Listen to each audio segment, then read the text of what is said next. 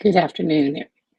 It's Saturday, May 18th, and this is another edition of Conversations with a Coach, where we talk about life with an abusive husband or partner, navigating safety, understanding abuse, understanding our mental health, understanding how to live in our own authority and dignity, telling our own story.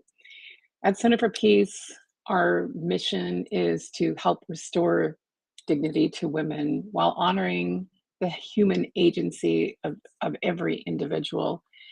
A lot of us are navigating this particular human phenomenon right now. It's epidemic. I talk about that all of the time, how epidemic abuse is in our social interactions. But today I want to pull on a particular topic in preparation for the upcoming blog post that's going to be going out, where I talk about this issue of what I call targeted public slander. And I feel like this is a really important topic for us to address right now because it appears to me there's a type of, social acceptance with social aggression, social abuse, where individuals, we all have an online presence and we get on our social media accounts. And if we don't like what somebody's saying, there's no restriction to the language that we use with one another. There's no social graces. There's no navigating. A forum like that where individuals can speak freely without being attacked, really. So in this particular post that's upcoming, and some of the conversations and little short TikToks and things like that I'll be doing, I'm really going to talk about this in relationship to how it affects abuse victims. These are the wives and partners of men who instigate targeted partner abuse that's targeted directly at one single individual, which is usually their wife or their intimate partner. This type of abuse happens primarily behind closed doors. For the most part, in the beginning, that's where it stays. Eventually, this will start to accelerate and exacerbate outside of the home where he can protect his image. Men who target their wife directly initially tend to do it in such a way as they can protect protect what other people see, protect what other people hear. But once things start to accelerate, usually because he's either involved in some sort of so-called recovery community, maybe he's got his own coach or therapist, and he may be he may also be seeking advice or direction from a church leader. And once they get to this point where they're kind of like a wild rabbit all over the place. They're just all over, talking to this individual, talking to that individual, and in all these conversations, they're not telling the truth. They aren't telling about the decades of their secret sexual behavior. They're not talking about the porn, the strip clubs, the massage parlors, the hookup sites, the sexting. They're not talking about any of that. They're talking about the wife in a very deceptive and dishonest way, as though all of these things that they did happened because of something she did or would not do. And they're very crafty at the way that they tell their stories. Some of them will do it from a point of recognizing that they've hurt her. They might even cry. They might use language that looks like they're so sorry about what they've done. They might, promote their own agenda of how they've stopped and they haven't been doing it for so long, and but she just can't get over it. She can't get past her trauma, or she won't forgive. And these narratives, grow and just spawn off in all sorts of directions. And once this takes root in the social mindset, the victim story will never be part of that equation. People will not sit in the intersection of this and listen to her while trying to determine, um, could he possibly consider the fact that he's hidden behaviors, lied, injured her? Could he possibly be fabricating this version for his own gain?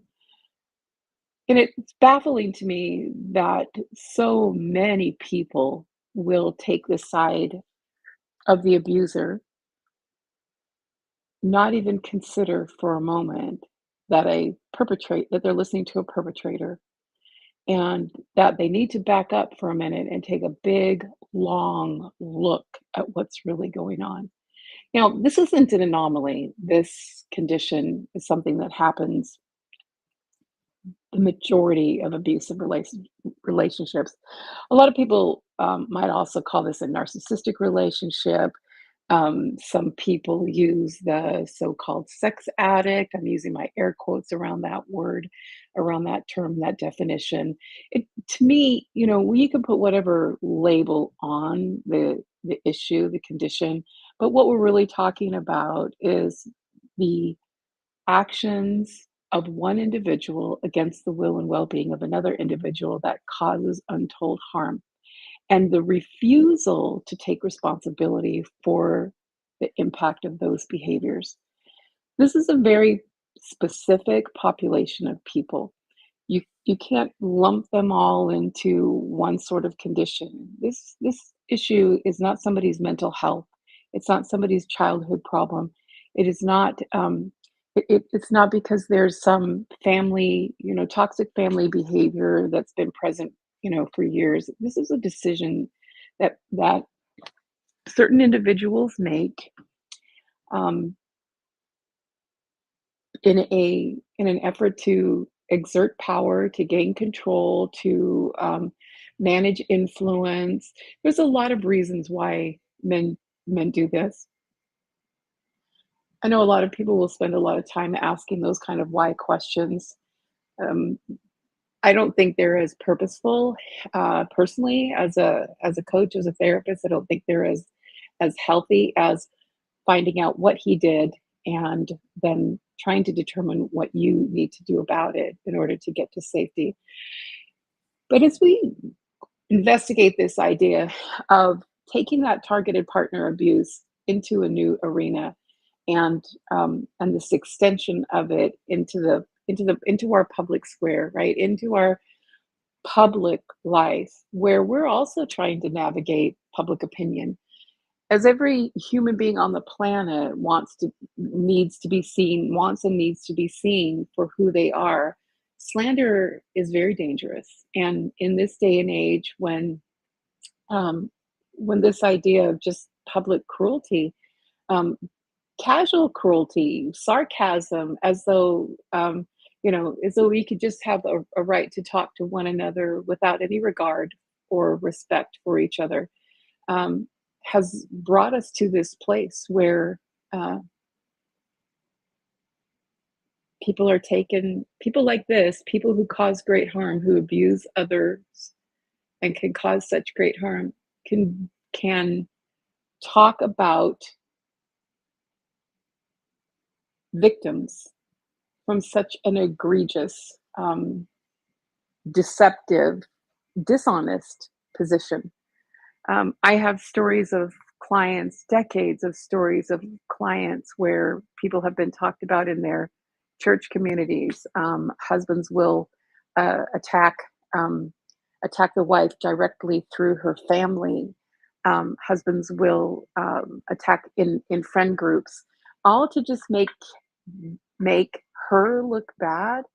But it baffles me, all this attacking, this social attacking and this social slander. Nobody looks at him as though, isn't that odd that he's always talking poorly about her? Nobody questions that. And it's baffling to me to think about, uh, about this, the social. bystander blindness that so many have today. So as you're navigating relationships where this particular behavioral phenomenon exists in your relationship, and you're trying to walk this out, the coaches at Center for Peace are trained specifically to deal with this type of targeted abuse and all of its extensions, whether it's in the targeted public arena, whether it's targeted in your, now it's extending to your family. Men, husbands, egregiously do this to their children, and destroy relationships between children and their mother. So this is a serious issue. Men are doing this in a way to mitigate, hide, conceal, remove themselves from their personal responsibility as a human being, and this is a social ill that we all need to take a stand on. The more we put our head in the sand and pretend that this isn't a problem in our social micro and macrocosms, the more we're creating issues for one another.